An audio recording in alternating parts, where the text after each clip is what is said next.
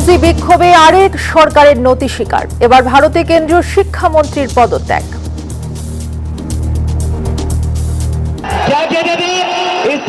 এই বিজয়টি সরকারের অব্যবস্থাপনার কারণে প্রাণ হারানো শিক্ষার্থীদের প্রতি উৎসর্গ করলাম। পুলিশি আক্রমণ, অতিরিক্ত বল প্রয়োগ ডিঙিয়ে সফল ককরোচ জনতা পার্টি। আলোচনায় নতুন রাষ্ট্রপতি নির্বাচন।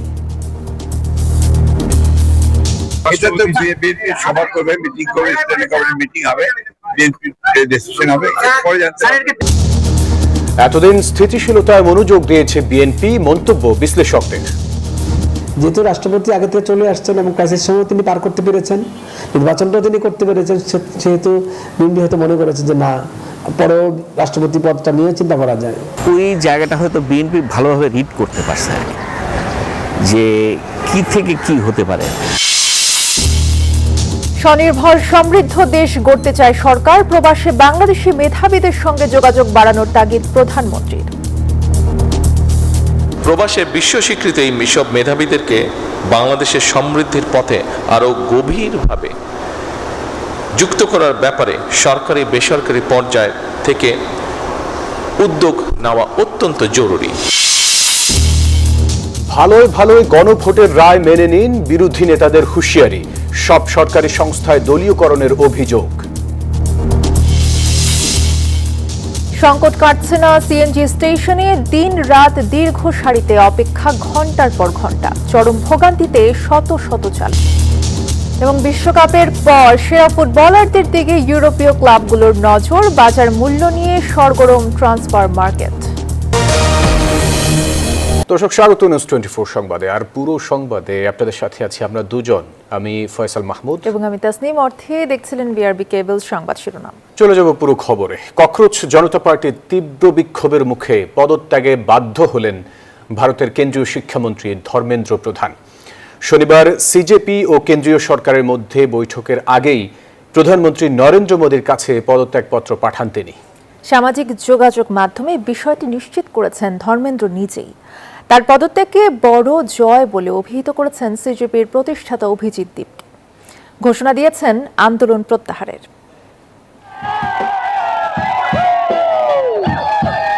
ভারতের কেন্দ্রীয় শিক্ষামন্ত্রী ধর্মেন্দ্র প্রধানের পদত্যাগের খবর ছড়িয়ে পড়ার পর এভাবেই যন্তর মন্তরে উল্লাসে ফেটে পড়েন আন্দোলনরত শিক্ষার্থীরা।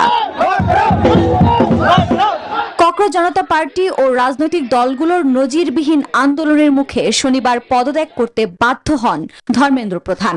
সিজেপি ও কেন্দ্রীয় সরকারের মধ্যে তৃতীয় দফা বৈঠকের আগে প্রধানমন্ত্রী নরেন্দ্র মোদীর কাছে পদত্যাগপত্র পাঠান তিনি।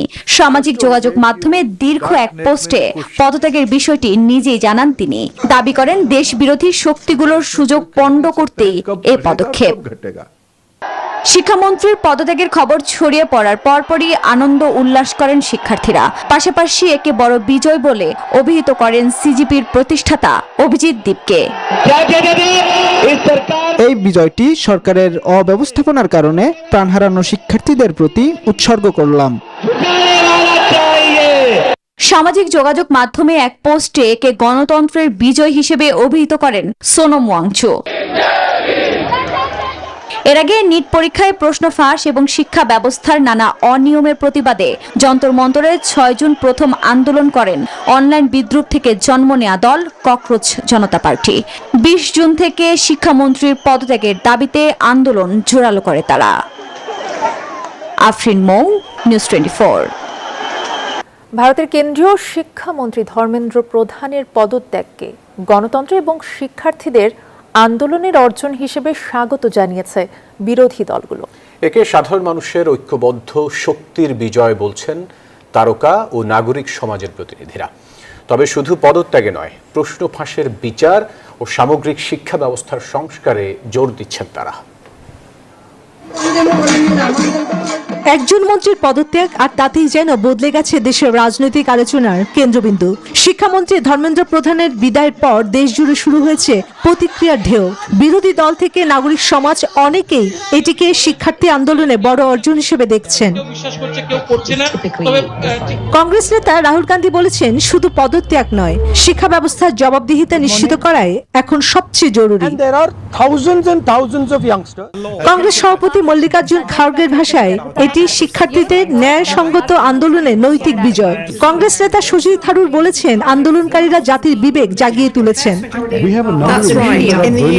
বলিউড তারকা প্রিয়াঙ্কা চোপড়া, অভিনেতা প্রকাশ রাজ ও গায়ক আরমান মালিক সহ কয়েকজন তারকা সামাজিক যোগাযোগ মাধ্যমে শিক্ষার্থীদের অভিনন্দন জানিয়েছেন। তারা বলছেন, শান্তিপূর্ণ আন্দোলনের মাধ্যমে জেনজি প্রজন্ম প্রমাণ করেছে সংগঠিত জনমত পরিবর্তন আনতে সক্ষম। তবে বিরোধী দল ও আন্দোলনকারীদের দাবি, একজন মন্ত্রীর পদত্যাগই সংকটের সমাধান নয়। প্রশ্নপত্র ফাঁস রোধে স্বচ্ছ ও জবাবদিহিতামূলক শিক্ষা ব্যবস্থা গড়ে তোলাই এখন সবচেয়ে বড় চ্যালেঞ্জ। চন্দ্রানী চন্দ্রা, নিউজ 24। ছাত্র আন্দোলনের তীব্র চাপের মুখে শেষ পর্যন্ত নিজেদের অবস্থান থেকে সরে এসেছে মোদী সরকার, এমনটি মনে করছে ককরোচ জনতা পার্টির আন্দোলনকারীরা। তবে তা মানতে নারাজ মোদী সরকার। তাদের দাবি, এটি কোনো চাপের কাছে নতির শিকার নয়। জনস্বার্থ এবং সামগ্রিক পরিস্থিতি বিবেচনায় যথাযথ সিদ্ধান্ত নিয়েছে সরকার। নিট পরীক্ষার প্রশ্ন ফাঁসের অভিযোগ ঘিরে শিক্ষার্থীদের ক্ষোভ দিন দিন তীব্র হতে থাকে। এর জের ধরে শিক্ষামন্ত্রীর পদত্যাগের দাবিতে টানা কর্মসূচি শুরু করে ককরোচ জনতা পার্টি সিজেপি। সংগঠনটির ঘোষণা, দাবি পূরণ না হওয়া পর্যন্ত রাজপথ ছাড়া হবে না। দীর্ঘদিনের আন্দোলন, বিক্ষোভ, মিছিল এবং বিভিন্ন শিক্ষা প্রতিষ্ঠানে প্রতিবাদের মধ্যেই সরকারের উপর চাপ বাড়তে থাকে। আন্দোলনকারীরা একের পর এক কর্মসূচি দিয়ে দাবি আদায়ের আন্দোলন চালিয়ে যাওয়ার ঘোষণা দেন। আন্দোলন ঠেকাতে ব্যারিকেড, টিয়ার গ্যাস ও জলকামান ব্যবহার করে আইন শৃঙ্খলা বাহিনী। তাতেও পরিস্থিতি নিয়ন্ত্রণে না এলে ব্যবহার করা হয় প্যালেট গান। আন্দোলনের মধ্যেই শিক্ষা সচিব বিনীত যোশীকে অপসারণ করা হয়। এরপরও বিক্ষোভ অব্যাহত থাকায় আন্দোলনকারীদের সঙ্গে 2 দফা বৈঠক করে সরকার। তবে আন্দোলনকারীদের অবস্থান ছিল স্পষ্ট, শিক্ষামন্ত্রীর পদত্যাগ ছাড়া আলোচনায় বসবেন না তারা। শেষ পর্যন্ত ধর্মেন্দ্র প্রধানের পদত্যাগের ঘোষণার পর আন্দোলনকারীরা একে তাদের ঐক্যবদ্ধ আন্দোলনের সাফল্য হিসেবে দাবি করেন। এদিকে বিরোধী দলগুলোর দাবি, সরকারের এই সিদ্ধান্ত প্রমাণ করে আন্দোলনের চাপ কার্যকর হয়েছে। তবে রাজনৈতিক বিশ্লেষকদের মতে বিষয়টি শুধু আন্দোলনের প্রভাবেই সীমাবদ্ধ নয়, এর সঙ্গে রাজনৈতিক পরিস্থিতি, জনমত এবং প্রশাসনিক বাস্তবতাও জড়িয়ে থাকতে পারে। অন্যদিকে বরাবরের মতো সরকারের দাবি, এটি কোনো চাপের কাছে নতি স্বীকার নয়, বরং সামগ্রিক পরিস্থিতি, জনস্বার্থ এবং প্রশাসনিক বিবেচনায় সিদ্ধান্ত নেওয়া হয়েছে। চৈতি রয়, নিউজ 24। কে হবেন নতুন রাষ্ট্রপতি, সেই আলোচনায় সরগরম দেশের রাজনৈতিক অঙ্গন। সরকারি দলের নেতারা বলছেন, বিএনপির মনোনয়ন কে পাবেন নীতি নির্ধারণী পর্যায়ে আলোচনা করে নেওয়া হবে সেই সিদ্ধান্ত। আর সম্ভাব্য তালিকায় রয়েছেন দলের কয়েকজন জ্যেষ্ঠ নেতা। মন্ত্রিপরিষদ সচিবের নামও আছে এই আলোচনায়। তালিকা ইতিমধ্যে সংক্ষিপ্ত হয়ে এসেছে, এমন গুঞ্জনও চলছে। কার হাতে উঠছে বঙ্গভবনের চাবি, অর্থাৎ বাংলাদেশের 23তম রাষ্ট্রপতির দায়িত্ব যাচ্ছে কার ঘাড়ে? মোহাম্মদ শাহাবুদ্দিনের পদত্যাগের পর সবার নজর এখন এদিকেই। সম্ভাব্য তালিকার গুঞ্জনও ডালপালা মেলেছে। কেউ কেউ বলছেন, তালিকা এখন অনেকটাই সংক্ষিপ্ত হয়ে এসেছে, আলোচনায় রয়েছে বেশ কয়েকজনের নাম, যাদের মধ্যে আছেন বিএনপির জ্যেষ্ঠ নেতা মির্জা ফখরুল ইসলাম আলমগীর, ডক্টর খন্দকার মোশাররফ হোসেন, ডক্টর আব্দুল মঈন খান, নজরুল ইসলাম খান, হাফিজউদ্দিন আহমদ ও রুহুল কবির রিজভির নাম। মন্ত্রিপরিষদ সচিব নাসিমুল গনিও আছেন আলোচনায়। এখন চূড়ান্ত সিদ্ধান্তের অপেক্ষা। বিএনপি নেতারা বলছেন, কে পাবেন দলের মনোনয়ন তা ঠিক হবে নীতি নির্ধারণী পর্যায়ে। সংবিধান অনুযায়ী যে সমস্ত নিয়ম আছে সেগুলো মেনে দল যা সিদ্ধান্ত নেবে সেটাই হবে চূড়ান্ত। কে রাষ্ট্রপতি হবেন যে ফোরাম, সেই ফোরামের সিদ্ধান্ত, সেটা তো আমি এখনো জানতে পারিনি। তারা নেবেন, যখনই নেবেন আপনারা বুঝতে পারবেন। নির্বাচন কমিশন তফসিল দিবে, পার্লামেন্ট ডাকবে, তারপরে নির্বাচন হবে। তফসিল ঘোষণা করে রাষ্ট্রপতি নির্বাচন আয়োজনের দায়িত্ব নির্বাচন কমিশনের। ব্যালটে ভোট দেবেন সংসদ সদস্যরা। সংবিধান অনুযায়ী পদ শূন্য হওয়ার পরবর্তী 90 দিনের মধ্যে নির্বাচিত হবেন দেশের নতুন রাষ্ট্রপ্রধান। জুয়ার সানি, নিউজ 24, ঢাকা। নতুন রাষ্ট্রপতি নির্বাচনে সংসদের বিশেষ অধিবেশন ডাকার মতো পরিস্থিতি তৈরি হয়নি, এমনটি জানিয়েছেন আইনমন্ত্রী মোহাম্মদ আসাদুজ্জামান। সকালে রাজধানীতে এক অনুষ্ঠানে একথা জানান তিনি। বলেন, সদ্যবিজয়ী রাষ্ট্রপতি মোহাম্মদ শাহাবুদ্দিনের বিরুদ্ধে ওঠা বিভিন্ন অভিযোগের পেছনে কি উদ্দেশ্য রয়েছে তা যাচাই করে দেখা হবে। গতকাল 24শে জুলাই ছিল, 24শে জুলাই, আগস্ট, সেপ্টেম্বর, অক্টোবর, 24শে অক্টোবর পর্যন্ত আমাদের হাতে সময় আছে। সুতরাং বিশেষ অধিবেশন ডাকার মতো কোনো পরিস্থিতি এখন তৈরি হয়নি। যেহেতু 60 দিনের মধ্যে আমাদের 15 জুলাই থেকে 60 দিনের মধ্যে আমাদের পরবর্তী অধিবেশন হওয়ার কথা সাংবিধানিকভাবে, আশা করি সেই অধিবেশনেই ওটা নিষ্পত্তি করা সম্ভব হবে। কেন আগের আমলের রাষ্ট্রপতি এতদিন বহাল থাকলেন? বিশ্লেষকরা বলছেন, ভোটের পর সরকারের স্থিতিশীলতা অর্জনে বেশি মনোযোগ দিতে হয়েছে। সাংবিধানিক সংকট এড়ানোতেও ছিল সতর্ক দৃষ্টি। আর তাই নতুন মুখের সন্ধান করেনি ক্ষমতাসীনরা। গণঅভ্যুত্থানের পর রাষ্ট্রপতিকে সমর্থন না জানালে দেশের ইতিহাস ভিন্ন হতে পারত বলেও মনে করেন তারা। বিস্তারিত জানাচ্ছেন শালি জয়। শপথ নিয়েছিলেন পতিত আওয়ামী লীগ সরকারের আমলে। তখন মোহাম্মদ শাহাবুদ্দিনের রাষ্ট্রপতি হওয়া ছিল বড় চমক। তার সামনে আরো বড় চমক হয়ে আসে 24-এর গণঅভ্যুত্থান। এরপর অন্তর্বর্তীকালীন, তারপর বিএনপির নির্বাচিত সরকার। রাষ্ট্রপ্রধানের দায়িত্বে সেই শাহাবুদ্দিনই অবশেষে ইস্তফা দিয়েছেন তিনি।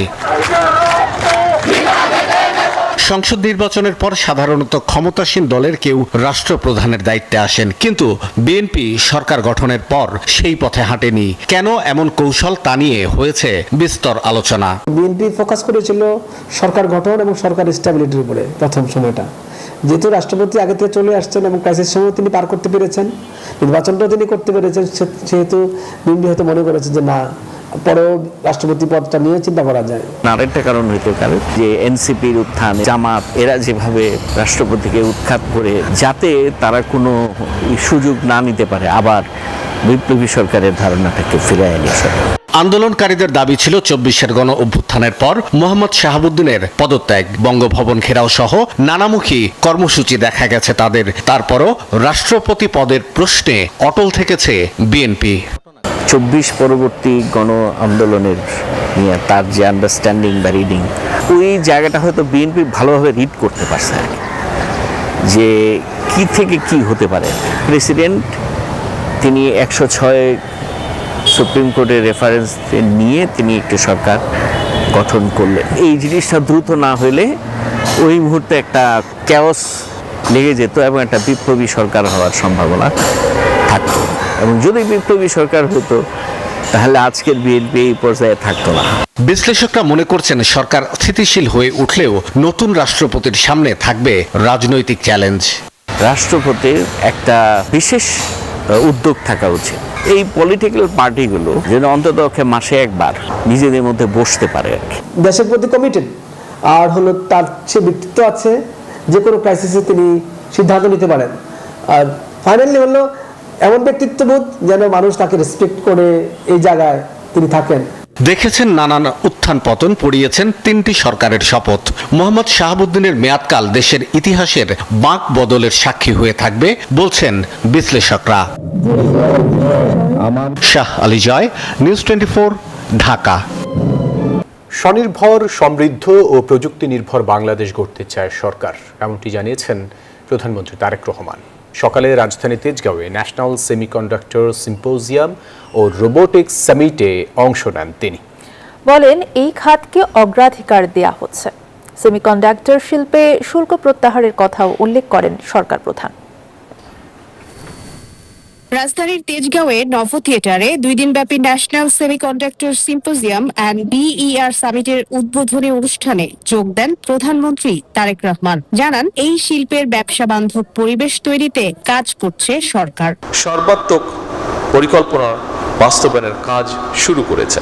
বিজ্ঞান ও প্রযুক্তি খাতে বাংলাদেশকে এগিয়ে নিতে এই খাতে ট্যাক্স মওকুফ হবে জানান প্রধানমন্ত্রী। বলেন, প্রয়োজন সমন্বিত উদ্যোগ। নতুন উদ্যোক্তাদের জন্য 500 কোটি টাকা অনুদানের ঘোষণাও দেন। সেমিকন্ডাক্টর শিল্প তৈরির সকল কাঁচামালের উপরে সব ধরনের ট্যাক্স বা শুল্ক প্রত্যাহার করা হয়েছে। সেমিকন্ডাক্টর ডিজাইন সার্ভিসে রফতানি আয়ের উপরে নগদ ইনসেন্টিভ বা প্রণোদনা চালুর উদ্যোগও নেওয়া হয়েছে। নতুন উদ্যোক্তা উদ্ভাবন বাস্তবায়নের জন্য সরকার প্রথমবারের মতন বছরে 500 কোটি টাকার স্টার্ট আপ অনুদানও রেখেছে। প্রধানমন্ত্রী বলেন, সব বাধা পেরিয়ে এগিয়ে যেতে চায় সরকার। প্রবাসে বাংলাদেশের বিশ্ব স্বীকৃত মেধাবীদের সঙ্গে যোগাযোগ গভীর করার উপরও জোর দেন তিনি। প্রবাসে বিশ্ব স্বীকৃত এই সব মেধাবীদেরকে বাংলাদেশের সমৃদ্ধির পথে আরও গভীরভাবে যুক্ত করার ব্যাপারে সরকারি বেসরকারি পর্যায় থেকে উদ্যোগ নেওয়া অত্যন্ত জরুরি। অনুষ্ঠান শেষে সামিটে অংশ নেয়া বিভিন্ন স্টল ঘুরে দেখেন প্রধানমন্ত্রী তারেক রহমান। মারুফা রহমান, নিউজ 24, ঢাকা। ফাঁসিবাদ আওয়ামী লীগের পথে হাঁটছে বিএনপি। সিলেটে বিভাগীয় সমাবেশে এই কথা বলেন জামায়াত ইসলামীর আমির ডক্টর শফিকুর রহমান। গণভোটের রায় মেনে নিতে কড়া হুঁশিয়ারিও জানান তিনি। এদিকে সব সরকারি সংস্থায় দলীয়করণ করছে বিএনপি, এমন মন্তব্য করেছেন এনসিপির আহ্বায়ক নাহিদ ইসলাম। গণভোটের রায় বাস্তবায়ন, সংবিধান সংস্কার এবং আওয়ামী লীগের অপরাধীদের বিচারের দাবিতে বিভাগীয় সমাবেশের আয়োজন করে জামায়াত ইসলামীর নেতৃত্বাধীন 11 দলীয় জোট। দুপুর থেকেই সিলেট আলিয়া মাদ্রাসা মাঠে জড়ো হতে থাকেন নেতাকর্মীরা। বিকেলে সমাবেশে যোগ দেন জামায়াত ইসলামীর আমির ডক্টর শফিকুর রহমান। এ সময় তিনি বলেন, আওয়ামী লীগের পথেই হাঁটছে বিএনপি। দেশ থেকে ফ্যাসিবাদ ও চাঁদাবাজ দূর না হওয়া পর্যন্ত আন্দোলনের জন্য প্রস্তুত থাকার ডাক দেন তিনি। গণভোটের গণরায় বাস্তবায়ন করতে হবে। আপনারা উভয়ে ভোট চেয়েছেন, সরকারি দল ভোট চেয়েছেন, বিরোধী দল ভোট চেয়েছেন, আমাদেরকে হা ভোট দিতে বলেছেন, আমরা হা ভোট বিজয়ী করে দিয়েছি। এখন আমাদের হা ভোটের বাস্তবায়ন দেখতে চাই। সমাবেশে জাতীয় নাগরিক পার্টির আহ্বায়ক নাহিদ ইসলাম বলেন, সব সরকারি সংস্থায় ভয়াবহ দলীয়করণ হচ্ছে। বিএনপি দেশের সকল প্রতিষ্ঠান, নির্বাচন কমিশন থেকে শুরু করে সকল প্রতিষ্ঠানকে দলীয়করণ করছে। এই দলীয়করণের ফলে দেশের নির্বাচন ব্যবস্থার যে উন্নতি আমরা চেয়েছিলাম সেই উন্নতি আবার সম্ভব হবে না। সরকারের গণরায় বাস্তবায়নের আহ্বান জানান এলডিপি চেয়ারম্যানও। সিলেটের সমাবেশ দিয়ে বিভাগীয় কর্মসূচি শেষ হলেও ঢাকায় বৃহত্তর গণসমাবেশের ডাক দেন শরিক দলের প্রধান। Desk report, news 24। সিএনজি স্টেশনে ভোগান্তি কাটছেই না। গ্যাস পেতে প্রতিদিনই অপেক্ষা করতে হচ্ছে ঘন্টার পর ঘন্টা। আর এতে বিপাকে পড়ছেন চালক, গণপরিবহন খাতের কর্মী ও যাত্রীরা। বাসাবাড়িতেও চুলায় গ্যাস না থাকায় চরম ভোগান্তিতে পড়েছেন আবাসিক গ্রাহকরা। রাজধানীর তেজগাঁও এলাকা। মধ্যরাত থেকেই পাম্পের সামনে সিএনজি অটোরিকশার এই দীর্ঘ সারি ঘন্টার পর ঘন্টা অপেক্ষা করেও মিলছে না কাঙ্ক্ষিত জ্বালানি। ভোর 4টার সময় নামছি, সিরিয়াল দিয়ে 1 ঘন্টা দিয়ে পাইছি 50 টাকার গ্যাস। এখন ডিউটি করব নাকি আপনার গ্যাস নেওয়াতে সময় দিব? আমরা যারা গাড়ি চালাই প্যারার ভিতরে আছি আর কি। পাম্প কর্তৃপক্ষ বলছে গ্যাসের চাপ কমে যাওয়ায় একটি সিলিন্ডার পূর্ণ করতে মাত্র 5 মিনিট লাগার কথা, সেখানে এখন সময় লাগছে 20 থেকে 25 মিনিট। ফলে দীর্ঘ থেকে দীর্ঘতর হচ্ছে অপেক্ষার প্রহর। আগে তো আমরা পাইতাম 15 PSI, এখন পাচ্ছি 2 PSI। কোনো রকম চলতেছে, মেইন লাইনে কোনো গ্যাস নেই, অল্প আসতেছে, যেইটুকু পাচ্ছি দিচ্ছি। দিন শেষে গ্যাস না পেয়ে অনেক চালককে ফিরতে হচ্ছে শূন্য হাতে। এদের দৈনিক আয় বন্ধ হওয়ার উপক্রম হওয়ায় ক্ষুব্ধ চালকরা। গ্যাসে তো প্রেশার নাই এরকমের, কিন্তু বিল তো দেখি আমরা ঠিকই ওঠে। লাইনে প্রেশার একদম কম, এজন্য অনেক সিএনজি ফিলিং স্টেশন বন্ধ ঢাকাতে। সিএনজি সংকটের এই আঁচ লেগেছে রাজধানীর বাসাবাড়িতেও। মিরপুর, মোহাম্মদপুর ও মগবাজার সহ বিভিন্ন এলাকায় সকাল থেকেই জ্বলছে না চুলা। পেট্রোবাংলা জানিয়েছে, মহেশখালীর এলএনজি টার্মিনালে ত্রুটি মেরামতের কাজ সম্পন্ন হলে সরবরাহ স্বাভাবিক হবে। এজন্য লাগতে পারে আরও কয়েকদিন। রাজু মাহমুদ, নিউজ 24, ঢাকা। একটি দুর্দান্ত টুর্নামেন্টই বদলে দিতে পারে একজন ফুটবলারের পুরো ক্যারিয়ার। বাড়িয়ে দিতে পারে খ্যাতি, খুলে দিতে পারে ইউরোপের জায়ান্ট ক্লাবগুলোর দরজা। এবারে বিশ্বকাপের পারফরমেন্সের পর অনেক ফুটবলারের বাজার মূল্য বেড়েছে কয়েক কোটি ইউরো। বিশ্বকাপ শেষে সেই ছবি দেখা গেল ট্রান্সফার মার্কেটের নতুন হালনাগাদে। বিশ্বকাপ শেষ, ট্রফি উঠেছে স্পেনের হাতে, গোল্ডেন বুট জিতেছেন কিলিয়ান এমবাপ্পে। কিন্তু মাঠের লড়াই শেষ হলেও শুরু হয়েছে আরেক প্রতিযোগিতা, ফুটবলারদের বাজার দরের দৌড়। ট্রান্সফার মার্কেটের সর্বশেষ হালনাগাদ বলছে সবচেয়ে বড় পরিবর্তন এসেছে এলিয়ট এন্ডারসনের। 7,50,00,000 ইউরো থেকে তার বাজার মূল্য বেড়ে হয়েছে 11 কোটি ইউরো। বিশ্বকাপ চলাকালেই তাকে দলে ভিড়িয়েছে ম্যানচেস্টার সিটি। 3 কোটি ইউরো করে দাম বেড়েছে জুড বেলিংহাম ও মরক্কোর বিস্ময় বালক আয়ুব বুয়াদ্দির। আর 2 কোটি ইউরো করে মূল্য বেড়েছে Erling Haaland, Lamine Yamal, Kylian Mbappe, Michael Olise, Julian Alvarez, Morgan Rogers ও পাও কুবারসির। 10 গোল করে গোল্ডেন বুট জেতা এমবাপ্পে এখন 20 কোটি ইউরোর ফুটবলার। বিশ্ব চ্যাম্পিয়ন স্পেনের ইয়ামালের মূল্যও ছুঁয়েছে 22 কোটি ইউরো। একই অঙ্কে পৌঁছেছেন নরওয়ের গোলমেশিন আর্লিং হালান্ড। বিশ্বকাপ শুধু শিরোপা বা ব্যক্তিগত পুরস্কারই দেয় না, বদলে দেয় ফুটবলারের ভবিষ্যৎও। দুর্দান্ত পারফরম্যান্সের পুরস্কার হিসেবে বেড়েছে কোটি কোটি ইউরোর বাজার মূল্য। আর নতুন রেকর্ড গড়ার লক্ষ্যে ইউরোপের ক্লাবগুলো এখন এই তারকাদের দলে টানতে প্রস্তুত। খালেদুল ইসলাম তানভীর, নিউজ 24। দর্শক, ছিল নিউজ 24 সংবাদে। এতক্ষণ সাথে থাকায় ধন্যবাদ সবাইকে।